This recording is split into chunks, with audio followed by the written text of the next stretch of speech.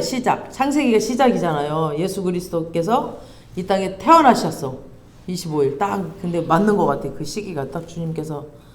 그래서 1장에서 11장까지는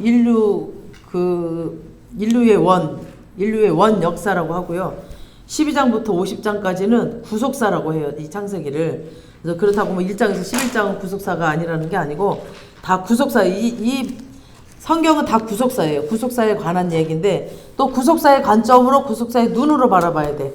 그래야지 성경이 잘 풀리지. 뭐 내 축복을 위하여서 내 축복의 관점으로 그냥 막 내 모든 상황을 내 상황에다가 막 말씀을 비춰가지고 그것만 이렇게 따먹고 하는 그런 거는 잘못된 거예요. 구속사적으로 봐야 돼, 이 성경을. 그래서 이 성경 전체는 구속사입니다. 구속사. 구속에 관한 내용인데 창세기를 크게 두 부분으로 이제 나누자면 이렇게 나누다는 거죠. 11장까지는 하나님의 창조와 목적, 또 인류는 왜 만드셨고 인간은 어떻게 타락이 되었고 뭐 어떻게 구속이 되고 어떻게 후복되었는가를 그대로 보여주는 내용이고요. 오늘은 이제 창세기 본문으로 들어가기 전에 창세기 이제 서론을 좀 할 건데요. 좀 깊이 알기 위해서 본문으로 들어가기 전에 어떻게 창세기를 읽어야 하는지를 먼저 알고 읽으시면은 이해가 좀 쉬우니까 먼저 서론부터 말씀드리겠습니다. 창세기 1장 1절을 어떻게 보느냐에 따라서 신앙관이 완전히 달라져 버립니다. 우리가 신앙관뿐 아니라 인생관이 달라져요. 우리가 관점을 트레임이라고 하죠. 트레임, 틀. 뭔가 틀이라고 하는데 사람은 자기가 뭔가 이렇게 틀을 딱 만들어놔. 그 안에서 갇혀져서 다른 것을 볼 수가 없어요. 자기가 틀을 딱 만들어버리고 그 관점으로만 바라보기 때문에. 근데 그 틀을 벗어나서 뭔가 이제 경험을 하면 새로운 경이로움이 생기잖아요. 우리가 이제 비행기만 타봐도, 비행기 타보셨죠? 안 타보신 분 계시나? 비행기만 타봐도 저 처음 탔을 때, 와, 구름이 그냥 이 비행기 밑에 있더라고요. 그리고 우리가 우리나라, 우리 동네에만 살다가 어디 강남만 가봐도 뭔가 눈이 달라지고 또 우리나라뿐 아니라 어디 해외를 가보잖아요. 그럼 바라보는 눈이 달라져. 뭐 캄보디아 가면 되게 힘들고 어려운 나라니까 그곳을 바라보면서 뭔가 희망이 생기기도 하고 긍휼을 향한 마음이 생기기도 하고 막 미국 같은 데 가보면은 와, 뭔가 꿈이 생기게 되죠. 뭔가 막 저런 것들을 향하여서 우리가 꿈을 꿔야 되겠다라는 이제 눈이 넓어지고 마음이 넓어지는 것 같아요. 그래서 그런 생각과 틀이 깨져요. 그런 걸 경험하고 나면. 그래서 새롭게 보는 것들이 막 새로운 생각들이 나고 틀이 깨지는 그런 일이 일어났죠. 그 위에서 보니까 다 큰 건물도 작고 작은 건물도 작고 다 똑같아 보이더라고. 사람도 다 똑같아 보여요. 콩알만해. 그러니까 하나님의 눈으로 보면 다 똑같이 보여요. 우리가 도끼개끼라고 그러잖아요. 도끼개끼. 잘난 사람이나 못난 사람이나 안 보여. 다 똑같이 보여. 그냥 장난감처럼 보이는데 근데 우리는 거기서 그냥 지지고 볶고 서로 경쟁하고 막 아웅다웅하고 그렇게 싸우며 살잖아요. 그렇게 경쟁하면서. 근데 그 하나님의 시선으로 높은 차원에서 이렇게 바라보면 그냥 세상 것들은 아무것도 아닌데 그걸 내려놓지 못하고 그 틀에 갇혀가지고 그냥 이것만 앞에 보이는 이것만 단 줄 알아. 그 벗어나서 그러니까 어떤 사람은 막 돈의 노예가 되면 막 돈만 보이니까 돈만 보고 쫓아가니까 막 앞에 옆에도 보지도 않아. 그리고 그냥 그것 때문에 막 싸우고 막 그런 일들이 일어나죠. 그러니까 이렇게 사물을 다른 위치에서 봐도 인생의 변화가 생기거든요. 그러니까 우리가 늘 신앙인으로 이렇게 성경을 읽고 듣고 살지만 창세기를 오늘 1장 1절을 어떻게 이해하느냐, 1장 1절을 어떻게 하느냐 따라서 기독교 그 세계관이 달라져 버려요. 그리고 모든 인생관이 달라질 수밖에 없습니다.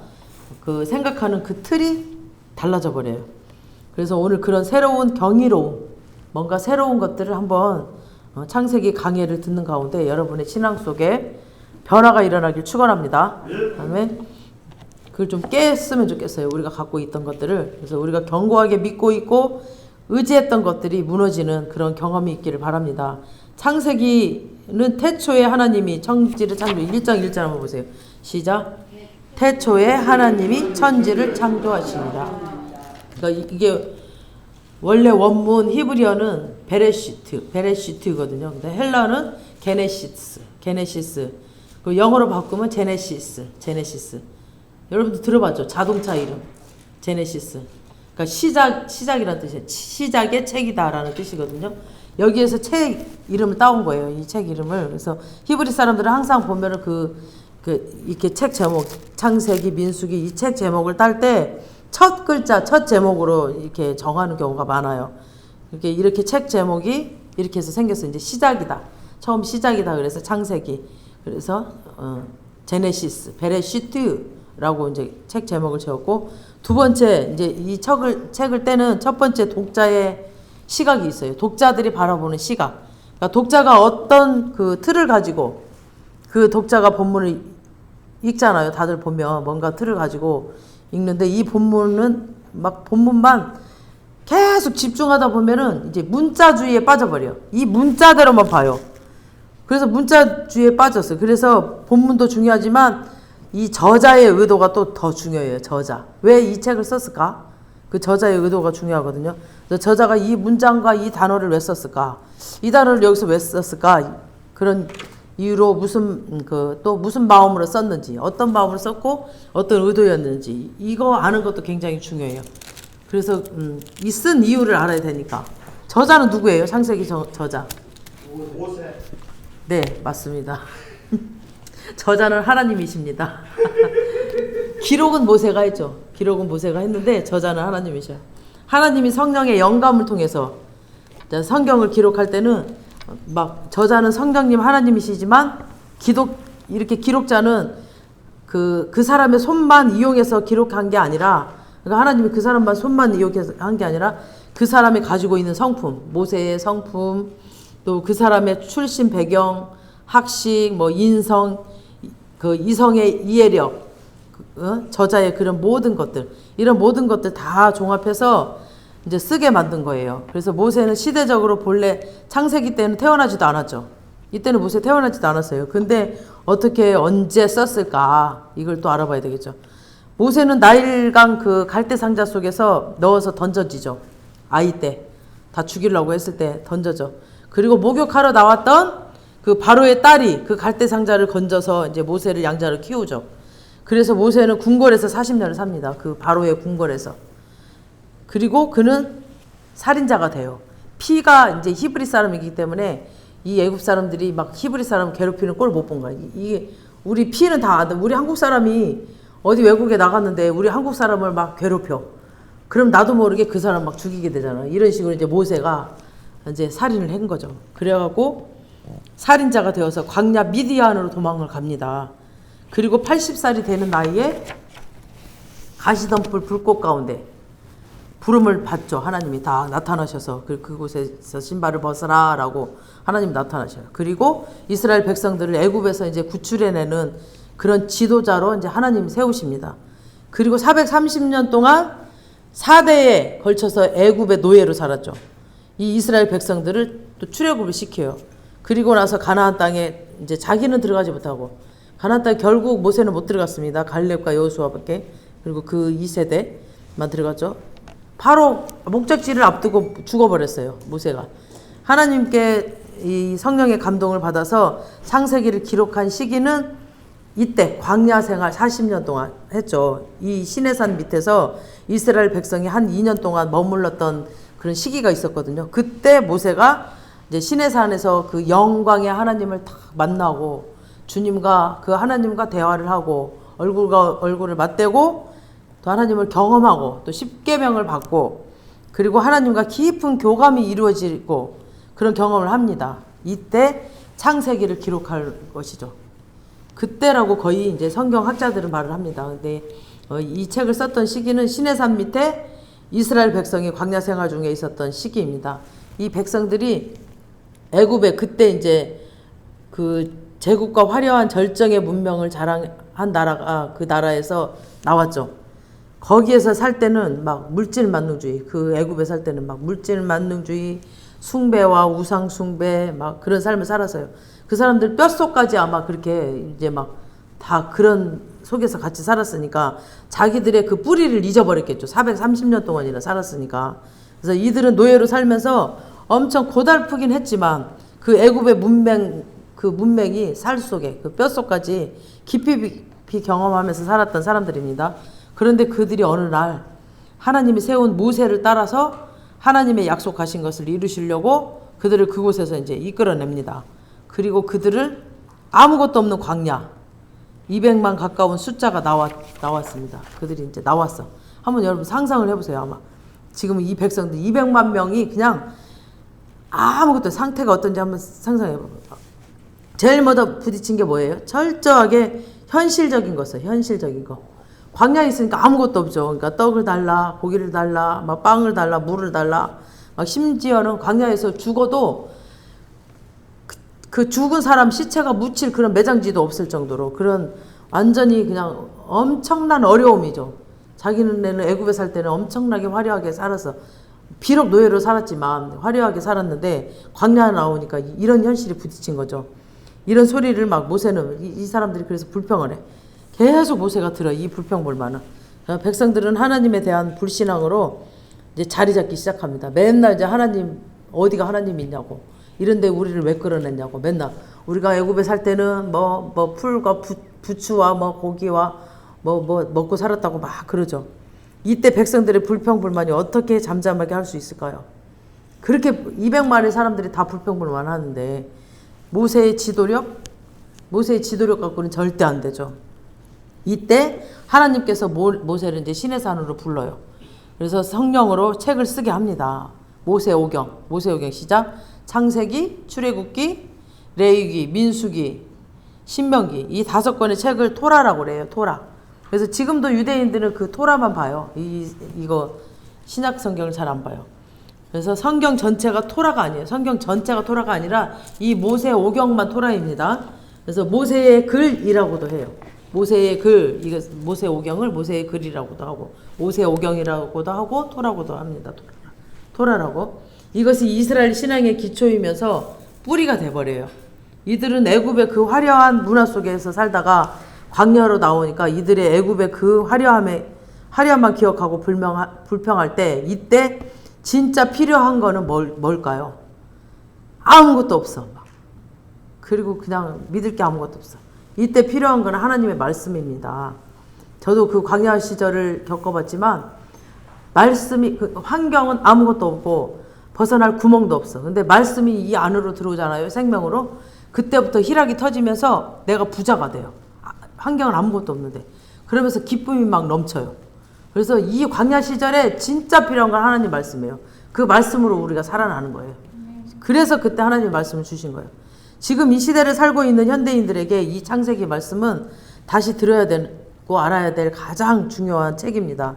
이런 차원으로 이제 창세기를 열어갔으면 합니다.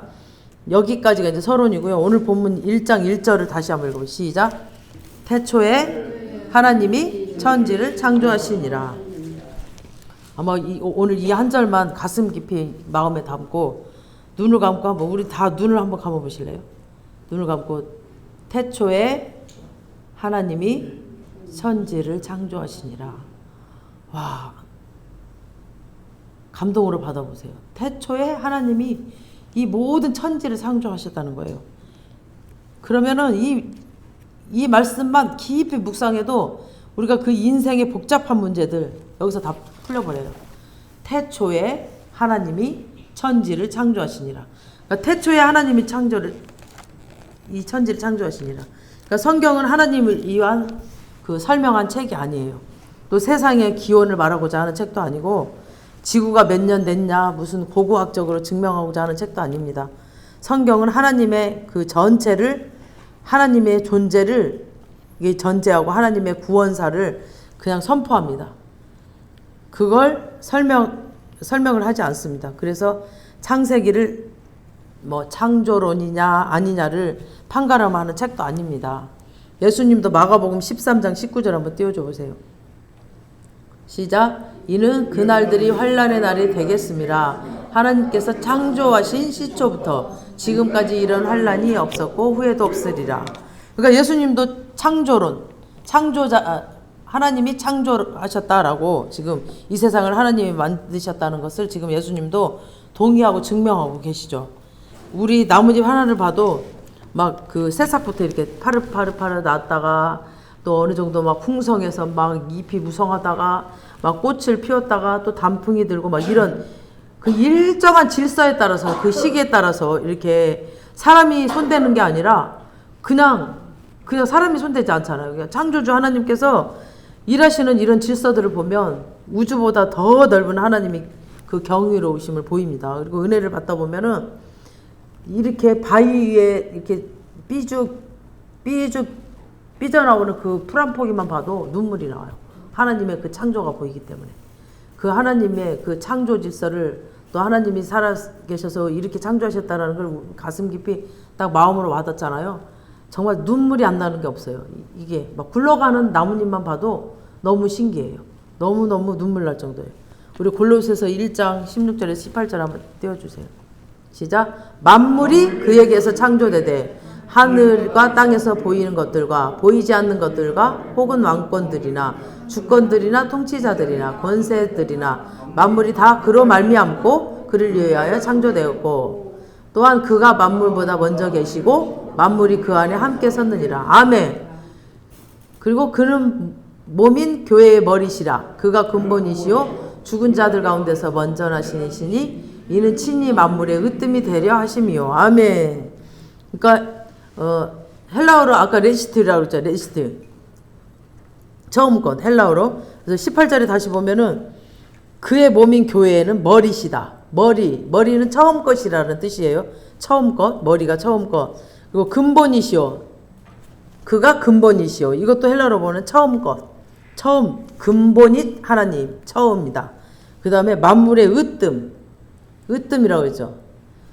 밑에 만물의 으뜸, 맨 밑에 으뜸이라고 되어 있죠. 이거는 여러 것 중에 최고, 으뜸, 최고. 그러니까 처음 것, 최고.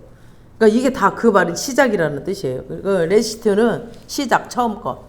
성경에 많이 나오는데 이것은 그리스도를 연관해서 쓰는 단어입니다. 그래서 그 앞에 베레시트스 이거는 태초라는 말입니다. 그리고 이게 성경의 첫 글자예요. 첫 글자. 이 말을 우리말로 이런 관점에서 해석하면은 그리스도 안에 하나님께서 하늘과 땅을 창조하시니라. 이 얘기를 골로새서 1장 16절 다시 한번 띄워줘 보세요. 그렇게 설명을 해. 1장 16절에 시작. 만물이 그에게서 그리스도에게서 창조되되 하늘과 땅에서 보이는 것들과 보이지 않는 것들과 혹은 왕권들이나 주권들이나 통치자들이나 권세들이나 만물이 다 그로 말미암고 그를 위하여 창조되었다는 거예요. 그러니까 창세기 1장 속에 이미 이 모든 세상의 역사와 시작 그리스도로부터 시작됐다는 거죠. 그리스도로부터 시작됐다는 겁니다. 그 말이 태초예요. 태초. 그리스도를 위하여 또 그리스도를 통하여 또 그리스도 때문에 이게 베레시트.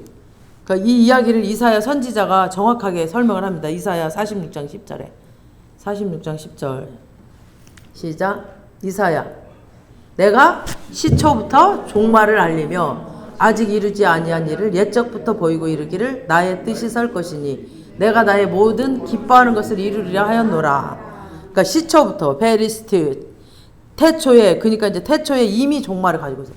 내가 시초부터 종말을 알리며 그러니까 이미 시초부터 태초부터 종말을 알렸어요.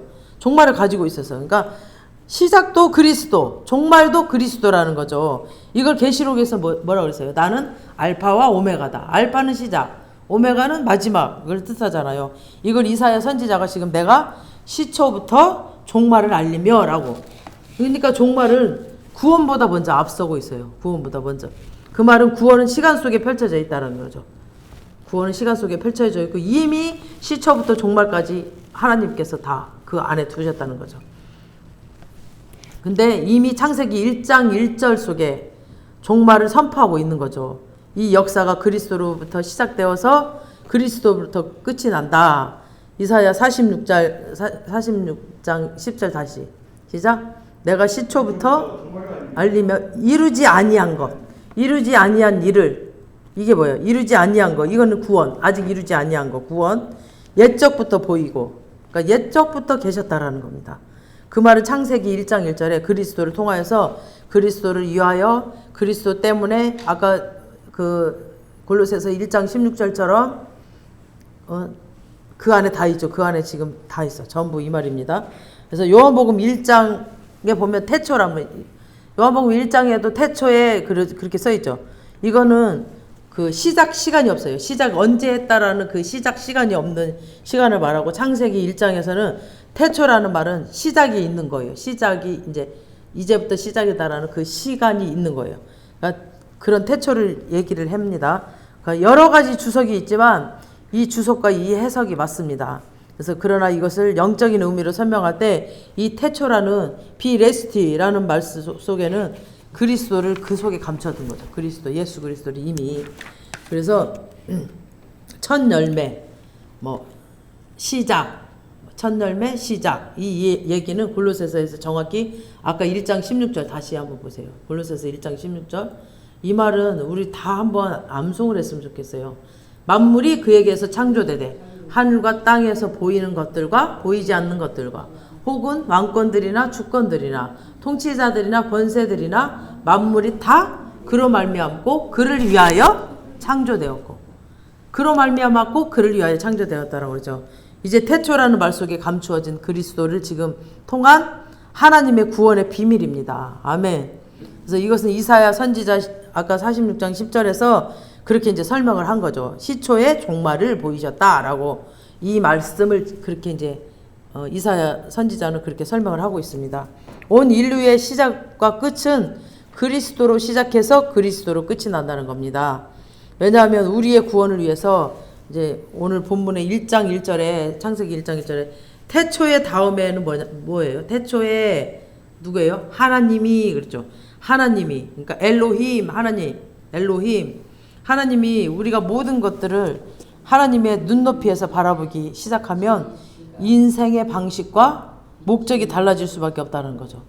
이 대표적인 인물이 요셉입니다. 요셉.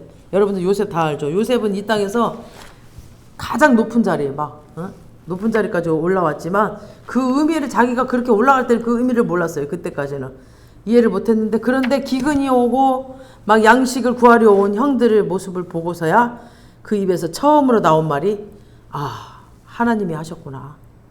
하나님이 이 모든 걸 계획하셨고 나를 감옥에도 보내셨고 억울하게도 하셨고 하나님이 하셨구나. 나를 먼저 보내셨구나. 하나님이 구속사적인 관점으로 나를 이렇게 인도하셨구나. 하나님이 하셨다라고 고백이 나온 거죠. 그러니까 하나님이 주어가 되는 거죠. 내 입에서 하나님이 내 인생의 주인이라는 것을 고백할 때까지 길고 긴 그리고 멀고 먼 시간이 걸립니다. 우리도 지금의 이 현실이 우리 상황 가운데 지금 처해 있는 이 현실들이 지금은 이해가 안 되지만 하나님의 뭔가 구속사적인 관점으로 볼 때는 정말 하나님이 다 우리를 인도하고 계시고 하나님이 이끌고 계심을 여러분들이 고백하게 될 겁니다. 이 고백이 가슴 깊은 곳에서 나온다면 모든 인생의 문제가 다 해결돼 버립니다. 아멘. 하나님을 만나기 전에 방식으로 산다는 건 얼마나 미련하고 그 하나님의 방식이 아니라 세상 방식으로 살잖아요. 정말 미련하고 이렇게 하나님의 그 눈높이를 바라봤을 때 참 안타까운 점이 너무 많고 왜 저렇게 미련하지?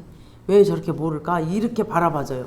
근데 하나님의 눈높이를 알게 되고 그 눈을 뜨게 되면 나의 삶의 모든 일들이 하나님이 하셨구나 라고 고백이 되면서 그 하나님의 뜻이 보이기 시작합니다. 그래서 하나님이 내 인생의 주어가 될 때 내 인생의 주인이 되어 주시기 시작합니다. 아멘. 내가 고백을 할 때 말씀을 듣고 기도하고 찬양할 때 여러분들 마음속에 그런 삶과 인생에 대한 새로운 경이로움이 일어나시길 주님의 이름으로 축복합니다. 아멘. 오늘 새롭게 창세기를 바라보면서 이제 2024년도는 하나님이